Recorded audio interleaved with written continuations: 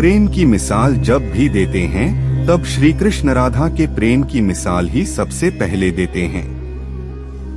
कहते हैं कि जीवात्मा और परमात्मा का मिलन राधा श्री कृष्ण का प्रेम है। श्री कृष्ण बचपन से ही राधा को प्यार करते थे।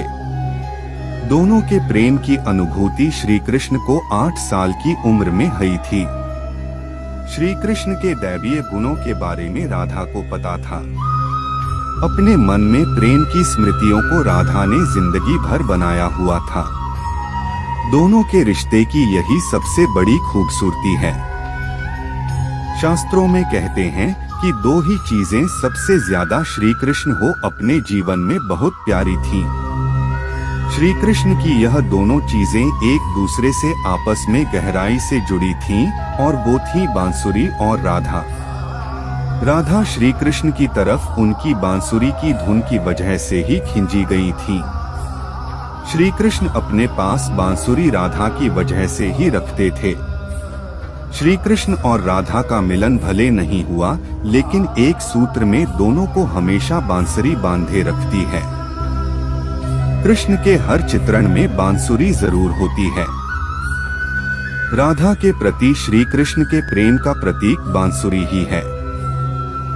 कई अलग अलग विवरण राधा से जुड़े हुए हैं, लेकिन एक ऐसी ही प्रचलित कहानी हम आपको बताने जा रहे हैं। जब मामा कंस ने बलराम और कृष्ण को आमंत्रित किया था, उस समय राधा पहली बार भगवान श्री कृष्ण से अलग हुई थी। यह खबर जब वृंदावन के वासियों ने सुनी तो वह बहुत दुखी हो गए। जब श्री कृष्ण मथुरा जा रहे थे, उससे पहले वह राधा से मिले थे। राधा को श्री कृष्ण के मन की हर गतिविधि पता थी। कृष्ण ने राधा को अलविदा कहा और फिर दूर हो गए। राधा से कृष्ण ने वादा किया था कि वह वापस आएंगे, लेकिन उनके पास कृष्ण वापस नहीं आए। हालांकि रुक्मिणी से कृष्ण की शादी भी हो गई। श्री कृष्ण को पाने के लिए रुक्मिणी ने कई तरह के जतन किए थे। अपने भाई रुक्मी के खिलाफ रुक्मिणी ने श्री कृष्ण से शादी की। श्री कृष्ण से जिस तरह राधा प्रेम करती थी, उसी तरह से रुक्मिणी भी करती थी।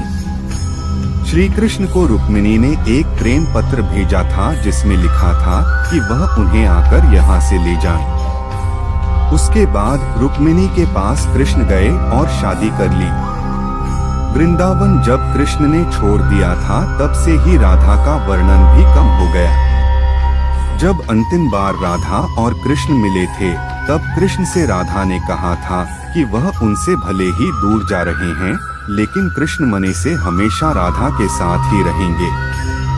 उसके बाद मथुरा जाकर कृष्ण ने कंस और बाकी के राक्षसों को मारकर अपना काम पूरा किया। उसके बाद द्वारका कृष्ण चले गए प्रजा की रक्षा करने के लिए, जिसके बाद उन्हें द्वारकाधीश के रूप में जाने जाना लगा। वृंदावन से जब कृष्ण गए तो एक अलग ही मोड़ राधा की जिंदगी ने ले लिया था।